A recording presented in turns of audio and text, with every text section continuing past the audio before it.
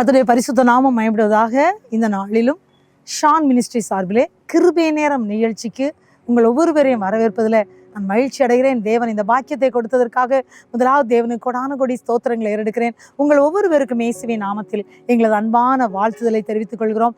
தேவன் தாமே உங்கள் ஒவ்வொரு பேரையும் அளவில்லாமல் ஆசீர்வதிப்பாராக. இந்த நாளிலும் நாம் ஜபிக்கலாமா?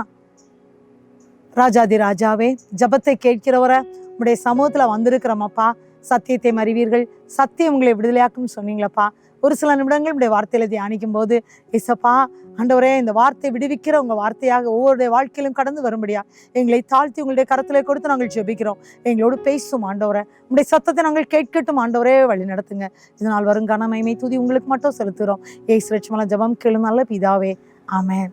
எனக்கு மிகவும் பிரியமான அன்பான தேவனுடைய பிள்ளைகளை, இந்த வேளையிலும் இயேசு கிறிஸ்துடைய பிறப்பு என்ற தலைப்பில் ஒரு சில வசனங்களை நாம் தியானிக்க இருக்கிறோம். யோவான் 3:16 நம்ம எல்லாருக்கும் தெரிந்த வசனம்.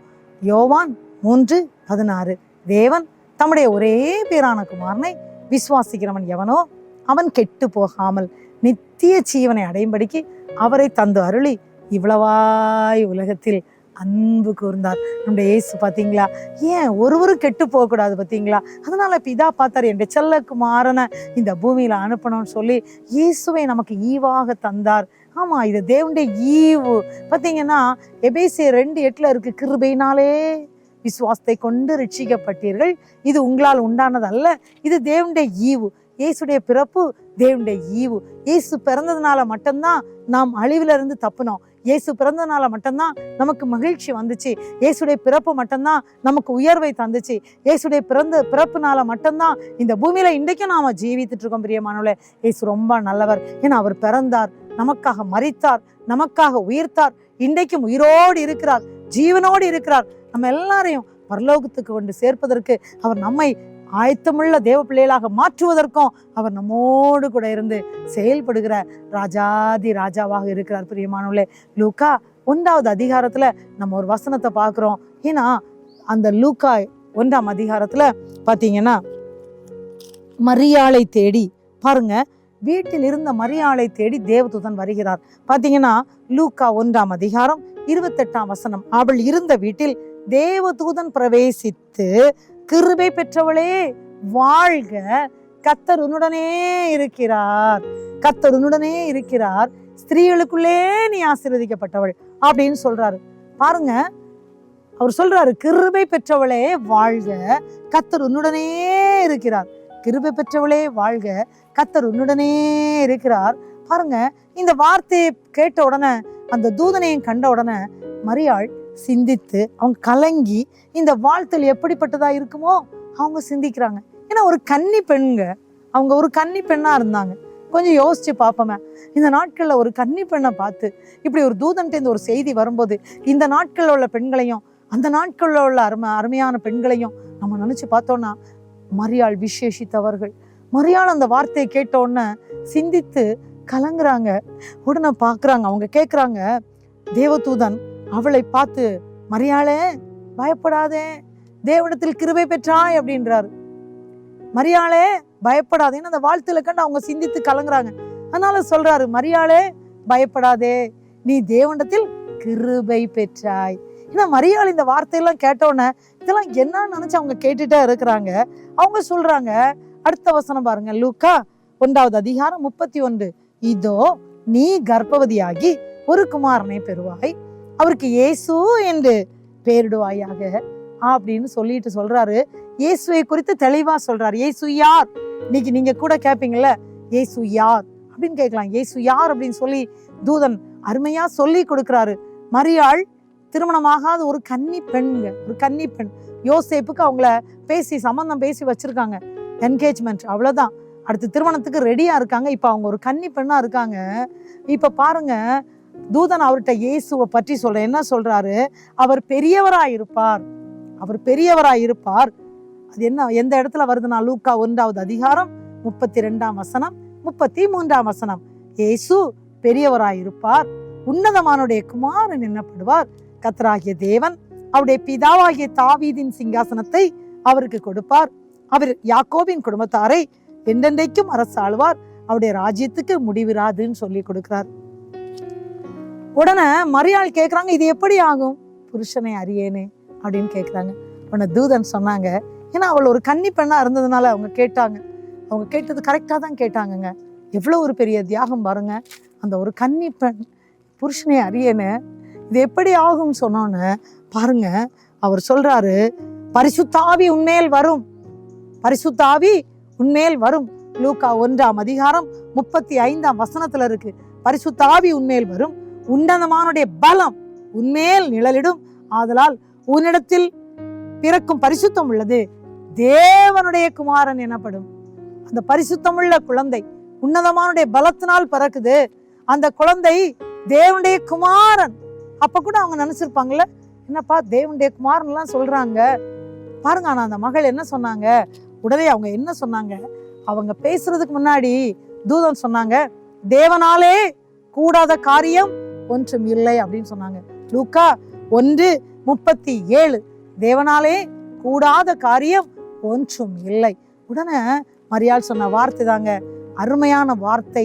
அந்த கன்னி பெண்ணாக இருந்த, கிருபை பெற்ற பெண்ணாக இருந்த, ஸ்திரீகளுக்குள்ளே ஆசீர்வதிக்கப்பட்ட பெண்ணாக இருந்த மரியாள் என்ன சொன்னாங்க, அதற்கு மரியாள், இதோ நான் ஆண்டவருக்கு அடிமை, உம்முடைய வார்த்தையின்படி எனக்கு ஆக கடவது. இதோ நான் ஆண்டவருக்கு அடிமை, உம்முடைய வார்த்தையின்படி எனக்கு ஆக கடவது. பாருங்க, வார்த்தையுடைய வல்லமை அவர்கள் புரிந்து கொள்ளுகிறார்கள். அடிக்கடியா தேவனுடைய வார்த்தையிலே நாம தியானிக்கிறோம்.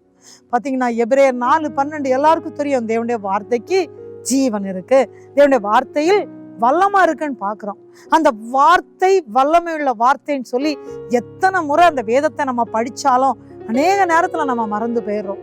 கஷ்டம் வரும்போது, துன்பம் வரும்போது, வியாதி வரும்போது, இந்த உலகத்திற்குரிய போராட்டம் வரும்போது தேவன் கொடுத்த வார்த்தைகளை நம்ம அப்படியே மறந்து போயிடும் பாருங்க. ஆனா அந்த மரியாள் அன்னைக்குதான் அந்த வார்த்தையை கேட்கிறாங்க, உன்னதமானுடைய பலம் உண்மை நிழலிடும், உன்கிட்ட பிறக்கிற குழந்தை தேவனுடைய குமாரன், உன்னத்துல பிறக்கிற குழந்தை தேவனுடைய குமாரன் எனப்படும். சொன்ன, இதோ நான் ஆண்டவருக்கு அடிமை அப்படின்னு சொல்றாங்க, உம்முடைய வார்த்தையின்படி எனக்கு ஆக கடவுது. இவ்வளவு ஒரு பெரிய ஒரு விசுவாச அறிக்கை இல்ல. அந்த வார்த்தையை பாருங்க, அவங்களுக்கு அது முன்பு தெரியாது இல்ல, அவங்க கேள்விப்பட்டதே இல்லை. ஆனா நம்ம எத்தனையோ வருடங்களா இயேசுடைய வார்த்தைகளை கேட்டுட்டே இருக்கோம். இந்த வேதத்தை நம்ம படிக்கிறோம், இந்த 66 புஸ்தகங்களையும் படித்திருக்கிறோம். சங்கீதம் 1 இருக்கு, இரவும் பகலும் அவருடைய வார்த்தைகளை தியானிக்கிற மனுஷன் பாக்கியவான், அவன் செய்வதெல்லாம் வாக்கியம். எத்தனை தடவை நம்ம படிச்சிருக்கோம், எத்தனை முறை தேவனுடைய வார்த்தையில கேட்டிருக்கிறோம் பிரியமானவர்களே. ஆனா அநேக நேரத்துல நம்ம சிந்திக்கிறோம், கலங்குறோம், ஆனா ஆண்டோடைய வார்த்தை ஞாபகம் வருவது இல்லை. ஆனா இவங்க பாருங்க, ஆண்டவரே உங்க வார்த்தையின்படி எனக்காக கடவுள்னு சொல்லி, இதோ நான் ஆண்டவருக்கு அடிமை அப்படின்னு சொல்லி தன்னையே அர்ப்பணித்தாங்க பிரியமானவர்களே. இதை கேட்டுக்கொண்டிருக்கின்ற எனக்கு மிகவும் பிரியமான அன்பான தேவனுடைய பிள்ளைகளை, ஒருவேளை நீங்க நினைக்கலாம், எத்தனையோ வருஷங்களா எனக்கு இந்த காரியம் நடக்கும்னு நினைச்சேனே, ஆனா எனக்கு விடுதலை கிடைக்கலையே, இந்த வார்த்தை என்னை விடுவிக்கவில்லையே நீங்க ஒருவேளை நினைக்கிறீங்களா பிரியமானவள? இந்த வேளையில உங்களை அர்ப்பணித்து, அப்பா என்னை ஒரு விஷயம் பரிசுத்தப்படுத்துங்கப்பா, இந்த வார்த்தைக்கு மேல நான் விசுவாசம் வைக்கிறேன்ப்பா, இந்த வார்த்தை எனக்கு ஜீவனை கொடுக்குமப்பா, இந்த வார்த்தை என்னுடைய குடும்பத்தை விடுவிக்குமப்பா, இந்த வார்த்தை என்னுடைய குடும்பத்தில் உள்ள நபர்களுக்கு, ஒருவேளை பலவீனத்தில் இருக்கிற பிள்ளைகளுக்கு சுகத்தை தரும் என்று நான் விசுவாசிக்கிறேனப்பா. ஏன்னா உங்களால கூடாத காரியம் ஒன்றும் இல்லைன்னு நாங்க பார்த்தோமே, உங்களால் கூடாத காரியம் ஒண்ணு கூட இல்லப்பா. செத்து போன அந்த சாராளுடைய கர்ப்பத்துக்கு நீங்க உயிர் கொடுத்து குழந்தை பெற வச்சிங்களப்பா.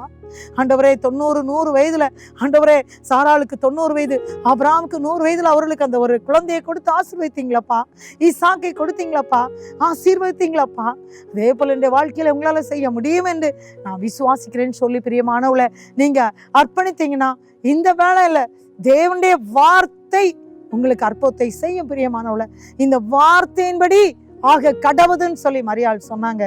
இப்ப என்ன நடந்துச்சு பாத்தீங்கன்னா, அந்த மரியாளுடைய வாழ்க்கையில நடந்த காரியம் பாத்தீங்கன்னா, அவர் இன்னொரு வார்த்தை சொன்னாரு. என்ன சொன்னார் அப்படின்னா, எலிசபெத்தை குறித்து கூறினார் பிரியமானவளை. எலிசபெத் பாருங்க, முதிர் வயதிலே ஒரு புத்திரனை கர்ப்பம் தரித்திருக்கிறாள். அவளுக்கு இது 6வது மாசம், மலடி எண்ணப்பட்ட அவளுக்கு இது 6வது மாதம் அப்படின்னு கூட சொன்னார் பாருங்க. இதெல்லாம் பார்க்கும்போது, இந்த செய்திகளாம் கேட்கும்போது அவங்க சொல்றாங்க, உங்களுடைய வார்த்தையின்படி எனக்காக கிடவுது. நம்முடைய வாழ்க்கையிலே, நம்முடைய நாட்டிலே, நம்ம உலகத்துல இன்னைக்கு பாத்தீங்கன்னா 800 கோடிக்கு மேற்பட்ட ஜனங்கள் இந்த உலகம் ஃபுல்லா வாழ்ந்துட்டு இருக்காங்க. எத்தனையோ பேர் மரித்து போயிட்டாங்க. பிரியமானவர்கள, அவருடைய வருகைக்கு முன்பதாக நம்ம எல்லாரும் அவர் பரலோராஜ்யத்துக்கு சொந்தமாகணும் என்கிறதான் ஏசப்பாவுக்கு ரொம்ப ஆசைங்க. அதனாலதாங்க இந்த வார்த்தைகள் எல்லாம் கொண்டு நம்மோடு பேசிக்கொண்டே இருக்கிறார். பிரியமானவள, இந்த வேளையில நீங்க நினைக்கலாம், ஆண்டவரே என்னுடைய வாழ்க்கையில ஒரு அற்புதம் நடக்காதா, இயேசுவே என்னுடைய வாழ்க்கையில ஒரு அதிசயம் நடக்காதான்னு சொல்லி ஏக்கத்தோடு கேட்டுக்கொண்டு இருக்கிறீங்களா? இதை கேட்டுக்கொண்டிருக்கின்ற தேவ பிள்ளைய, இந்த வேளையிலே இந்த வார்த்தையை கேட்கிற இதே நேரத்துல உங்க வீட்டுல தேவன் இந்த வேளையிலே அவர் அதிசயத்தை செய்கிற தேவனாக, அற்புதத்தை செய்கிற தேவனாக, விடுதலையை தருகிற தேவனாக அவர் மத்தியில கடந்து வந்திருக்கிறார். பிரியமானவள, நீங்க விசுவாசத்தோடு கேட்டு பெற்றுக்கொள்ளுங்க. இயேசுவே, நான் விசுவாசிக்கிறேன்ப்பா, உங்க வார்த்தையின்படியே எனக்கு ஆக கிடவுதப்பா. நீங்க சொன்னீங்களே உங்களால் ஆகாத காரியம் ஒன்றுமே இல்லைன்னு சொன்னீங்களே, எனக்கு ஆகட்டும்னு சொல்லுவீங்களா? அது மட்டும் இல்லை பிரியமானவளே, வேதத்துல நம்ம படித்து பார்த்தோம் அப்படின்னா, வேதத்துல நம்ம படித்து பார்க்கும்போது ஏசாயா 7வது அதிகாரத்துல பாத்தீங்கன்னா அருமையான யூதா ராஜாவாகிய ஆகாஸ் தேசத்தை ஆண்டு கொண்டிருக்கின்றார். அந்த வேளையில அவருக்கு விரோதமாக 2 கூட்டங்கள் படையெடுத்து வராங்க. ஒன்னு யார் அப்படின்னு கேட்டா, சீரியாவின் ராஜாவாகிய ரேத்சீன் வருகிறார். அது மட்டும் இல்ல, இஸ்ரவேலின் ராஜாவாகிய பெக்காவும் அவருக்கு விரோதமா வந்து நிக்கிறாங்க. அப்பதான் இவங்க ஏசாயாட்ட வர்றாங்க. ஏசாயா சொல்றாரு, ஒரு அடையாளத்தை கேள் அப்படின்னு சொல்றாரு. ஆனா ஆகாஸ் ராஜா சொன்னாரு, நான் அடையாளத்தை கேட்க மாட்டேன் அப்படின்னு சொல்றாரு. நான் கர்த்தரை பரீட்சை செய்ய மாட்டேன் என்றான், நான் கேட்க மாட்டேன்னு சொன்னாரு. அதே வேளையில பாருங்க, ஏசாயா 7வது அதிகாரம் 14ஆம் வசனத்துல ஏசாயா சொல்றாரு, இதோ ஆண்டவர் தாமே உனக்கு ஒரு அடையாளத்தை கொடுப்பார். இதோ ஒரு கன்னிகை கர்ப்பவதியாகி ஒரு குமாரனை பெறுவாள், அவருக்கு இம்மானுவேல் என்று பெயரிடுவாள். இம்மானுவேல் என்றால் தேவன் நம்மோடு இருக்கிறார் என்று அர்த்தம். காட் வித் அஸ், தேவன் நம்மோடு இருக்கிறார். பிரியமானவர்களே, இதை கேட்டுக்கொண்டிருக்கிற தேவ பிள்ளைகளே, தேவன் உங்களோடு என்னோடு நம்ம எல்லாரோடு இருக்கிறார். பிரியமானவங்கள, இந்த பூமியில் வாழ்கிற நாள் வரைக்கும் இயேசு நம் கூடவே இருப்பார். அவர் சொன்னார்ல, நான் உன்னை விட்டு விலகுவதும் இல்லை, உன்னை கைவிடுவதும் இல்லைன்னு சொன்னாரு. பயப்படாதேன்னு சொன்னாரு. பலம் கொண்டு திடமனதாயிருன்னு சொன்னாரு. அவர் நம்மோடு கூட இருக்கிற தேவன். பாருங்க என்ன சொல்றாரு, ஒரு கன்னிகை கர்ப்பவதி ஆகி சொல்லி ஒரு அடையாளத்தை கொடுக்கிறார். பாருங்க, தீர்க்கதரிசிகள் ஆண்டுடைய பிறப்பை குறித்து அறிவித்தார்கள். ஏசாயா தீர்க்கதரிசி 9வது அதிகாரம் 6ஆம் வசனத்துல நம்ம படிக்கிறோம், அவர் ஆலோசனை கர்த்தர், வல்லமையுள்ள தேவன், நித்திய பிதா, சமாதான பிரபுன்னு சொன்னாரு. நமக்கு ஒரு பாலகன் பிறந்தார், நமக்கு ஒரு குமாரன் கொடுக்கப்பட்டார் சொல்லி பாருங்க, எத்தனை வருடங்களுக்கு முன்பதாக, இயேசு கிறிஸ்து பிறப்பதற்கு முன்பதாகவே ஏசாயா தீர்க்க தரிசனமாக சொல்லி இருக்கிறார். ஏசாயா 7ஆம் அதிகாரத்திலும் ஏசாயா 9ஆம் அதிகாரத்திலும் இதை நாம் பார்க்கிறோம். ஒரு கன்னிகை கர்ப்பவதி ஆகி என்று பார்க்கிறோம். பிரியமானவர்களே, அது மட்டும் இல்ல, பாத்தீங்கன்னா அந்த மரியாள் எப்படிப்பட்டவங்களா இருந்தாங்கன்னு பாத்தீங்கன்னா, இப்போ அந்த மரியாள் ஒரு கன்னிகை கர்ப்பவதியா இருக்கிறாங்க நம்ம பார்க்கிறோம். பார்த்துடுங்க. அப்போ பாத்தீங்கன்னா, இன்னும் நீங்க மத்தேயுல கூட நீங்க இதை பாத்தீங்கன்னா, மத்தேயு 1ஆம் அதிகாரத்துல நீங்க பாத்தீங்கன்னா, அந்த இயேசு கிறிஸ்துடைய பிறப்பின் போது நடந்த சம்பவங்களை நம்ம அங்க பார்க்கிறோம். என்ன நடந்துச்சு அப்படின்னு பார்த்தீங்கன்னா, மத்தேயு 1வது அதிகாரத்தில் பார்த்தீங்கன்னா 18வது வசனம், அவர்கள் கூடி வரும் முன்னே பார்த்தீங்கன்னா, அவருடைய தாயாகிய மரியாள் யோசேப்புக்கு நியமிக்கப்பட்டிருக்கையில் அவர்கள் கூடி வரும் முன்னே அவள் பரிசுத்த ஆவியினாலே கர்ப்பவதி ஆனாள் என்று காணப்பட்டது. பார்த்தீங்கன்னா அங்க செய்தி யாருக்கு தெரியுது? யோசேப்புக்கு தெரிஞ்சிருச்சு. பார்த்தீங்கன்னா மத்தேயு 1வது அதிகாரம் 19வது வசனம், அவள் புருஷனாய் யோசேப்பு நீதிமானாயிருந்து அவளை அவமானப்படுத்த மனதில்லாமல் ரகசியமாய் அவளை தள்ளிவிட ஆலோசனையா இருந்தான். ஏன்னா ஒரு கன்னியுடைய பிறப்பு என்கிறது பாத்தீங்கன்னா திருமணம் ஆகவில்லை, நிச்சயம்தான் பண்ணி வச்சிருக்கிறாங்க. அப்படின்னா இப்ப அவ கன்சீவ் ஆயிருக்கா, பரிசுத்தாவினாலதான் கன்சீவ் ஆயிருக்கான்னு சொல்றாங்க. ஆனா அந்த யோசேப்பு என்ன செய்யறாரு? ரகசியமாய் தள்ளிவிட யோசனையா இருக்கிறாரு. அதே நேரத்துல பாத்தீங்கன்னா மத்தேயு 1வது அதிகாரம் 20வது வசனம், அவன் இப்படி சிந்தித்துக் கொண்டிருக்கையில் கர்த்தருடைய தூதன் சொப்பனத்திலே அவனுக்கு காணப்பட்டு, தாவீதின் குமாரனாய் யோசேப்பே, உன் மனைவியாகிய மரியாளை சேர்த்து கொள்ள ஐயப்படாதே, அவளிடத்தில் உற்பத்தியாய் இருக்கிறது பரிசுத்த ஆவியினால் உண்டானது, அவள் ஒரு குமாரனை பெறுவாள், அவருக்கு இயேசு என்று பெயரிடுவாயாக, ஏனெனில் அவர் தமது ஜனங்களின் பாவங்களை நீக்கி அவளை ரட்சிப்பாராம். பிரியமானவள், இந்த பூமியில பாத்தீங்கன்னா அவர் சொல்லி கொடுக்கிறாரு, இயேசு பிறப்பு மட்டும்தான் உலகத்தில் உள்ள அனைத்து ஜனங்களுடைய பாவங்களையும் மன்னிக்க முடியும் என்பதற்கு அருமையான ஒரு வார்த்தைய அந்த தூதன் யோசேப்பிடம் பேசுகிறார் பிரியமானவர்களே. சொப்பனத்துல அவர்கிட்ட பேசுறார் பிரியமானவர்களே. பாருங்க, அவர் சொல்றாரு, சொப்பனத்துல அந்த தூதன் சொல்றாரு, நீ மரியாளை சேர்த்துக்கோப்பா. மரியாள் கர்ப்பவதியா இருக்குது, பரிசுத்தாவினால கர்ப்பவதியா இருக்கிறாங்க. அந்த குழந்தைக்கு ஏசுன்னு பெயர் போடுவீங்க. ஏசுனா அவர் சொல்றார், ஏனெனில் தமது ஜனங்களுடைய பாவங்களை நீக்குகிற மீட்பர், இரட்சகர், உலகத்தின் இரட்சகர். இந்த உலகத்தில் பிறக்கின்ற எல்லா ஜனங்களுடைய பாவங்களையும் நீக்குகிற மீட்பர் அப்படின்னு சொல்லி கொடுத்தார். உலக ஜனங்களுடைய பாவங்கள் இயேசுடைய இரத்தத்தால் மட்டும்தான் கழுவப்பட முடியும் என்பதற்கு அவர் சொல்லி கொடுக்கிறார் பிரியமானவர்களே. உடனே அவர் என்ன செய்யறாரு, ஒரு பாக்குறாங்க. அப்பதான் தீர்க்கதரிசியின் மூலமாய் உரைக்கப்பட்டது நிறைவேறும்படி இது நிறைவேறுச்சின்னு சொல்லி பாக்குறாங்க. அதே மத்தேயு 1:23 இதோ ஒரு கன்னிகை ஒரு குமாரனை பெறுவாள், அவருக்கு இம்மானுவேல் என்று பெயரிடுவார்கள் என்று சொல்லுகிற அந்த வார்த்தையை அவர்கள் நினைவு கூறுறாங்க. ஏசாயா 7 பாருங்க, அந்த தீர்க்கதரிசியா ஏசாயா சொன்னதை அவர்கள் நினைவு கூறுறாங்க. உடனே யோசேப்பு நித்திரை தரிந்து எழுந்து தன்னுடைய மனைவியை சேர்த்து கொண்டான் என்று நம்ம பார்க்கிறோம். அதுல அழகான ஒரு வசனம் பாத்தீங்கன்னா, மத்தேயு 1:25 அவள் தன் முதற் பேரான குமாரனை பெருமளவும் அவளை அறியாதிருந்து அவருக்கு இயேசு என்று பெயரிட்டான்.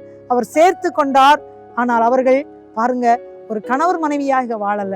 எப்போ இயேசு கிறிஸ்து பிறந்த பிறகுதான் அவர்கள் குடும்பமா வாழ்ந்து 4 சகோதரர்கள் இயேசுக்கு பிறந்தார்கள் சொல்லி வேதத்துல நம்ம பார்க்கிறோம் பிரியமானவர்களே. அவர்கள் சேர்த்து கொண்டார். அந்த வார்த்தை அவருக்கு கிடைத்தது. பாருங்க, அந்த ஒரு கன்னிகை கர்ப்பவதி ஆவாள் என்ற வார்த்தை அவர் கவனிக்கிறாங்க பிரியமானவர்களே. ஏசாயா சொன்னார்ல, ஒரு கன்னிகை. இப்ப அவர் சேர்த்து கொள்ளுகிறார், மனைவியை சேர்த்து கொண்டார். அந்த குழந்தை பிறந்த விதம் எல்லாம் நம்ம பார்த்தோம்னா அருமையா வேத வசனத்துல நம்ம மிக தெளிவாக லூக்கா 2 நம்ம பார்க்கிறோம். லூக்கா 2 பாத்தீங்கன்னா, இப்போ அவர்கள் கலிலியாவிலிருந்து பாருங்க, கலிலியா நாட்டில் உள்ள நாசரேத் என்னும் ஊரிலிருந்து யூதேயா நாட்டில் உள்ள பெத்லஹேமுக்கு தாவீதின் ஊருக்கு அவங்க போறாங்க. எதுக்காக போறாங்க அப்படின்னு சொன்னா, குடி மதிப்பு எழுதும்படியா அவங்க கடந்து போறாங்க. பாத்தீங்கன்னா, ஒரு மரியாளையும் அழைத்து கொண்டே அந்த நிறை மாத கர்ப்பிணி அவங்களே அழைத்து கொண்டே போறாங்க பிரியமானவர்களே. அவங்க போகிற வழியில என்ன நடச்சு அப்படின்னா, அருமையான வேத வசனம் சொல்லுகிறது. 2 லூக்கா 2 அவ்விடத்திலே அவர்கள் போகும்போது பாத்தீங்கன்னா, அவர்கள் தாவீதின் ஊருக்கு போறாங்க. அவ்விடத்திலே அவர்களுக்கு இருக்கையில் பிரசவ காலம் நேரிட்டது. இப்போ சத்திரத்தெல்லாம் இடம் கேட்டு கிடைக்கல, சத்திரத்துல இடம் கேட்டு கிடைக்கல.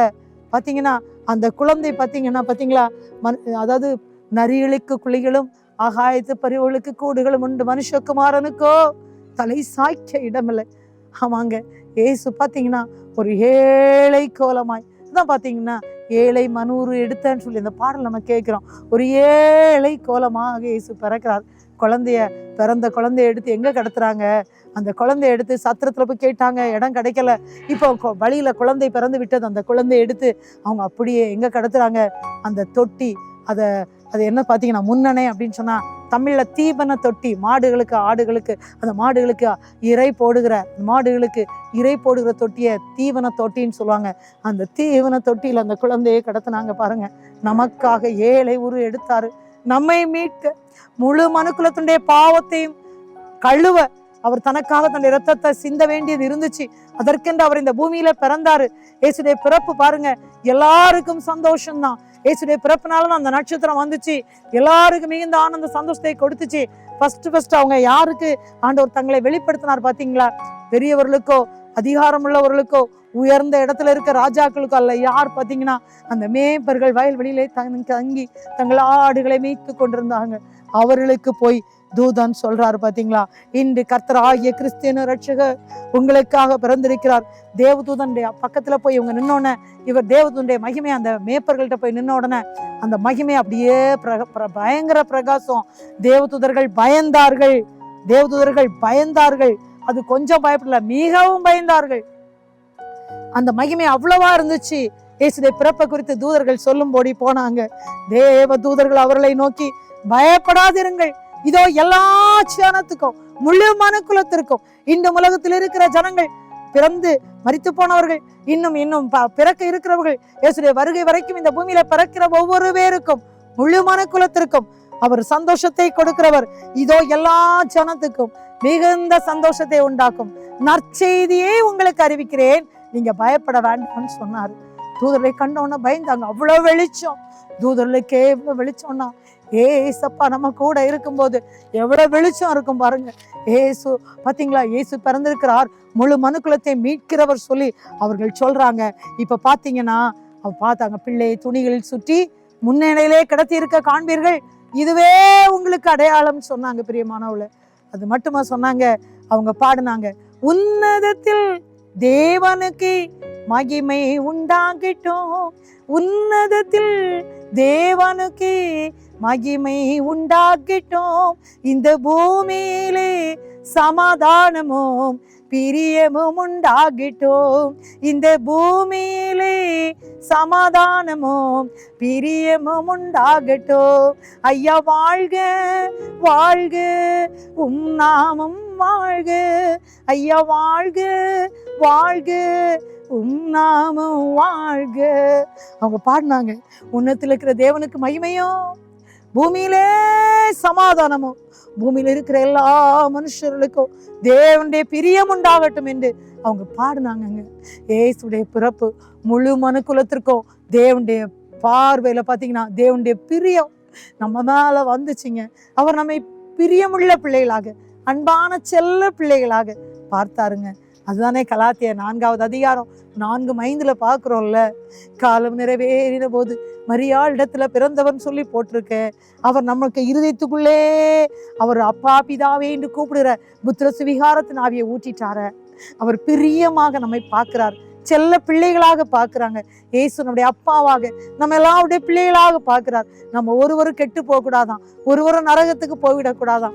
நம்ம எல்லாம் ஏசப்பாவோடு கூட யுக யுக காலமா, நித்திய காலமா அவரோடு மகிழ்ச்சியா வாழணும். அதாங்க இயேசுக்கு ஆசை. இயேசுடைய பிறப்பு நமக்கு நல்ல செய்தியை தந்துச்சு, இயேசுடைய பிறப்பு நமக்கு சந்தோஷத்தை கொடுத்துச்சு, இயேசுடைய பிறப்பு உன்னதத்திற்கு மகிமையை கொடுத்துச்சு, அவருடைய பிறப்பு முழு மனுக்குலத்திற்கும் தேவனுடைய பிரியத்தை கொடுத்துச்சு. தேவனுடைய பிரியம், அவர் நம்முடைய வைத்த அன்பு வெளிப்பட்டதுங்க. அன்பு தேவனுடைய அன்பு முழு மனுக்குலத்துக்கும் வெளிப்பட்டது. பிரியமானவள, இயேசுவை ஏற்றுக்கொண்டா எப்போதும் அவர் நமக்குள்ளே இருப்பாருங்க. இயேசு பிள்ளையா நம்ம வாழ்ந்தோம்னா இயேசு நம்மோடு இருக்கிறதை பார்க்க முடியும்.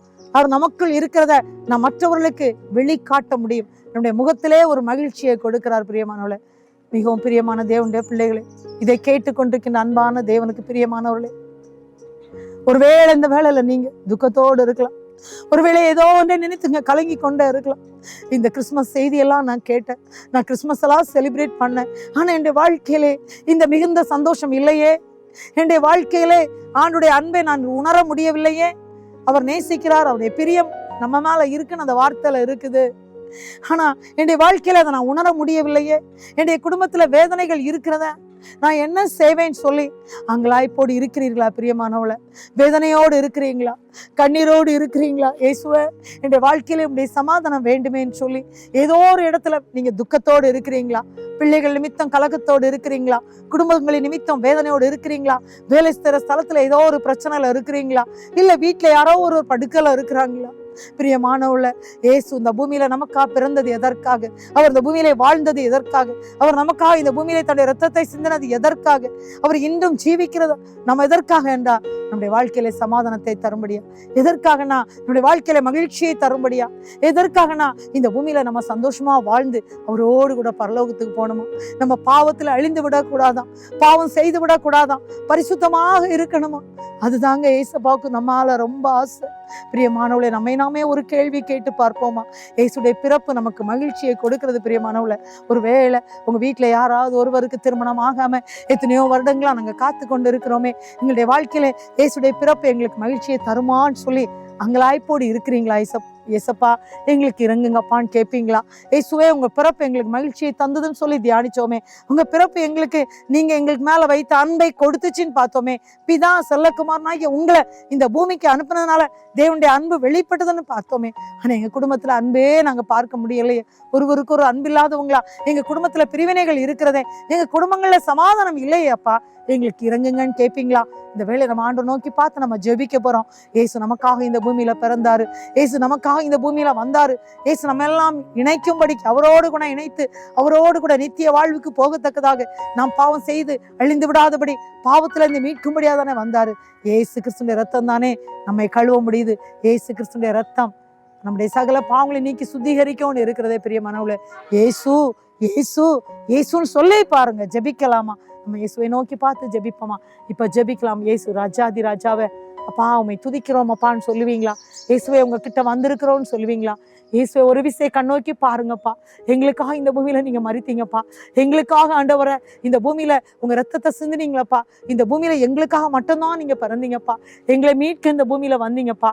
அது எங்களுக்கு மகிழ்ச்சியை தந்ததுன்னு சொல்லி கேட்டோமே அப்பா. எங்களை ஒரு விசை பலப்படுத்துவீங்களான்னு கேட்பீங்களா?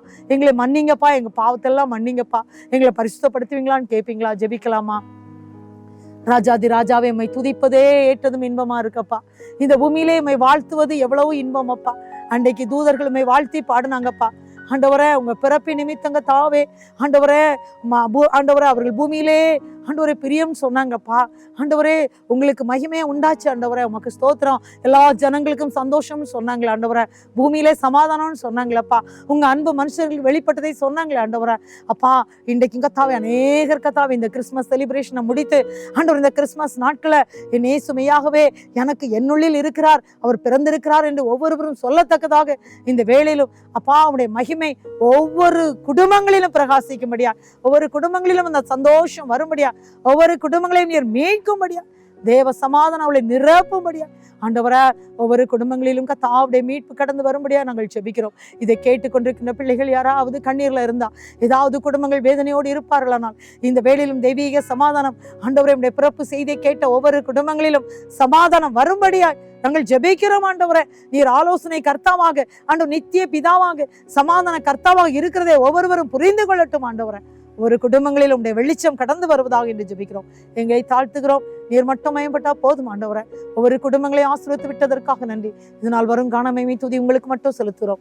இயேசு இரட்சகன் ஜெபத்தை ஏற்றுக்கொள்ளும் அன்பு நிறைந்த பரமபிதாவே, ஆமேன் ஆமேன். என் ஆத்துமாவே கர்த்தரை ஸ்தோத்ரி, என் முழுமே அவருடைய பரிசுத்த நாமத்தை ஸ்தோத்ரி. என் ஆத்துமாவே கர்த்தரை ஸ்தோத்ரி, கர்த்தர் செய்த சகல உபகாரங்களை மறவாதே. ஆமேன் ஆமேன் ஆமேன். கர்த்ததாமே ஒவ்வொருவரை ஆசீர்வதிப்பாராக, அளவில்லாமல் ஆசீர்வதிப்பாராக. ஆமேன் ஆமேன்.